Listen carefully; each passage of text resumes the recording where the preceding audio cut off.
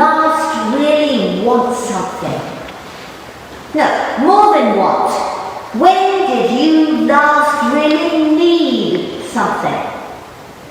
When did you last really need something for which you were prepared to compromise your safety, get down on your knees, and beg? And I so very much hope that none of us here today has ever been forced into that situation. But we know that many, many millions have. Asylum seekers around the world, and indeed at our borders, the jobless, the unhoused, the hungry, the sick, those fighting unjust laws, those suffering the effects of compounding disasters, those who are in danger of losing everything. Both our reading from the Hebrew Scriptures and our Gospel passage have examples of great need. In the reading from Genesis, Joseph's brothers have made the long journey to Egypt from famine-stricken Canaan because they are starving and they need to beg. And in our reading from Matthew, we hear of the Canaanite woman pleading for healing for her daughter. Being desperate is never pretty. Being desperate takes you down into the dirt. And while it can silence you, it is more likely to help you find your voice. After all, what do you have to lose?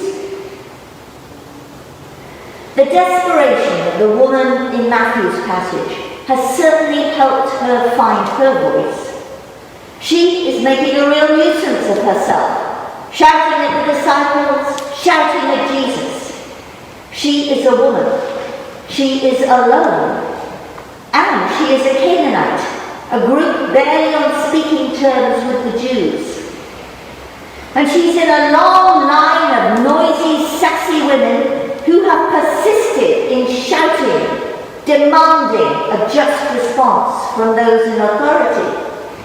Harriet Tubman, Sojourner Truth, Rosa Parks, Greta Thunberg, Angela Davis, Ruth Bader Ginsburg, to mention a few.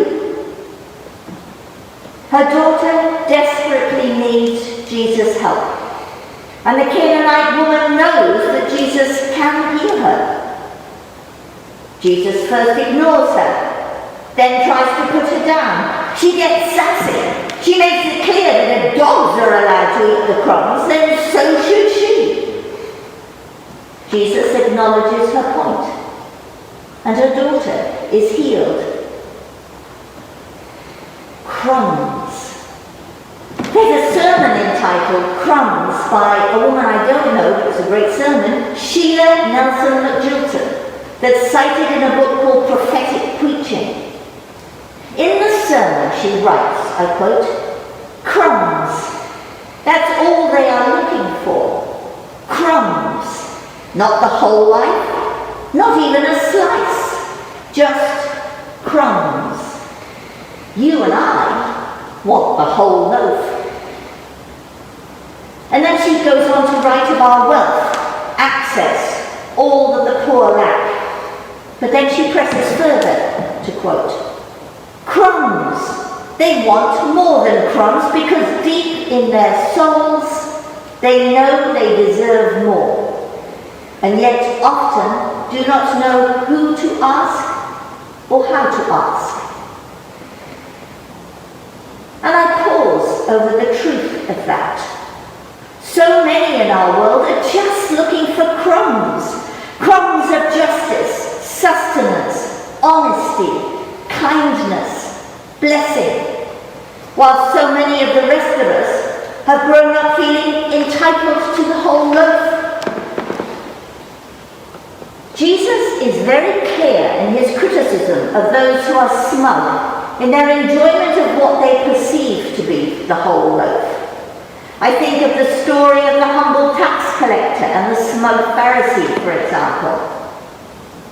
Whereas Jesus is often raising up those with little or nothing.